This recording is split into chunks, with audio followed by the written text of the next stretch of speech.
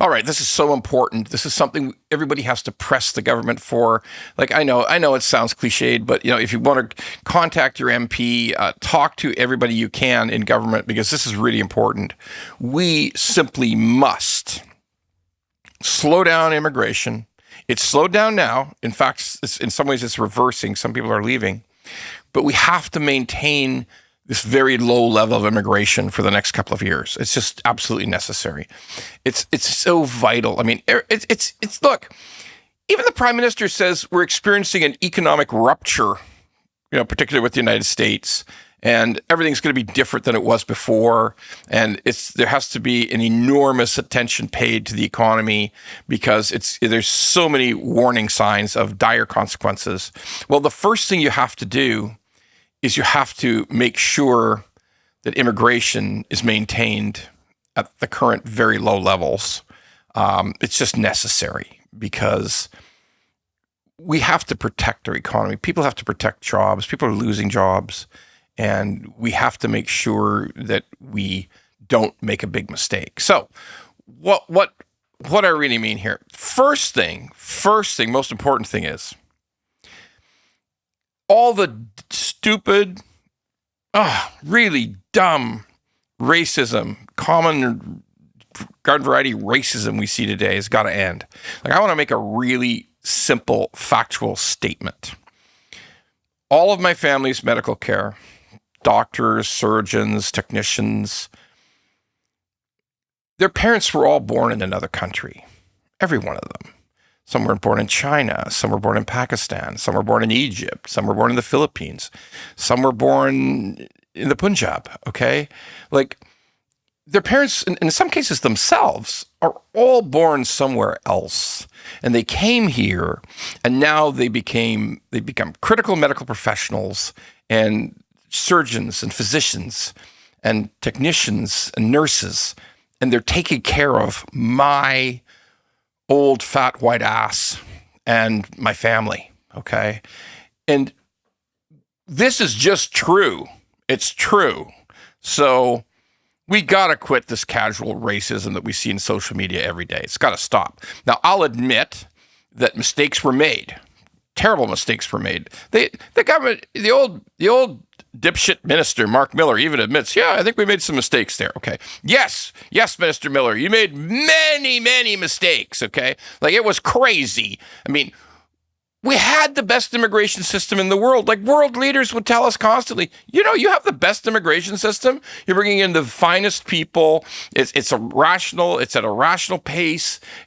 We admire it from our own countries. And then somehow we brought in 3.2 million people in 3 years, just like that. Boom. Okay. And that's crazy. That would be as if the U.S. brought in 27 million people in 3 years. And that's just completely nuts. Okay. So we did it. And we mainly abused the people who came. If the truth be told, we had 800,000 student visas were issued. All of those students were lied to by dirty, rotten scoundrels in running community colleges. Quite frankly, we should go out and charge, arrest, and jail. Like, go to court and jail them, these community college operators who just screwed the world, okay? And literally took advantage of every single student who came here for a 2-year degree or for these crappy community college courses. Horrible. They were taken advantage of. Their families back in the old countries, they were lied to. The families because the tuition was through the roof for garbage, and the foreign agents just took money from the community colleges. They took money from the people. They promised them permanent residence cards. Never got them, never would get them. And they promised them a good education. They got garbage, okay? That's 800,000 young people, often from the Punjab, who were just abused. They were just abused, lied to, taken advantage of, and stripped of their money, and stripped of their family's money. Now, if you blame these kids, you're crazy, okay? It was all a lie. I know a bunch of semi-racists will say, no, they knew what they were doing. They were all in on the scam. No, nobody comes to and spends $40,000, $50,000, $60,000 a year on garbage education of their family's money. And at the end of it, they don't have a PR card. They got to go back with a garbage education. Nobody does that. Nobody, okay? They were lied to. Next, temporary foreign workers. Okay, that turned out it was like 1.2 million people came to Canada, temporary foreign workers. Now, don't get me wrong. We have to have the agricultural workers. They're absolutely necessary. They've been coming to Canada for 55 years. Some of the same people have been coming back for 25 years, picking the same strawberries, taking care of the farms, whatever it is. And some of those people also work in jobs. Some of the temporary foreign workers work in jobs that Canadians don't want to do. There's not a lot of Canadians that want to go and choke chickens in the chicken killing plant, okay? I mean, but, hardworking immigrant people will. But still, those people, that was a ripoff too. That was a complete ripoff. That was a bunch of restaurant owners and store owners and service companies that wanted, because when they provided the lying documents to say they couldn't get any Canadians to come, then they got the temporary foreign workers, and then most of the time that was a ripoff too. Like, we're going to pay you minimum wage, but we also need you to kick us back like, $5 an hour off that in cash, and we're going to work all those angles. Like, yeah, complete and total garbage. And can somebody explain to me when we got 16% youth unemployment in Ontario, why in the world that there's businesses saying they can't get any employees? That's a lie. That's just a goddamn lie, okay? All of these temporary foreign workers were part of wage suppression. Let me tell you something. If you want to pay somebody $24 an hour, $22 an hour to work at Tim Hortons, you're going to be up to your ass in people working at Tim Hortons, okay? Like, this was a scam. It was a scam from the first day. It was a phenomenal mistake on the part of our immigration department in Ottawa.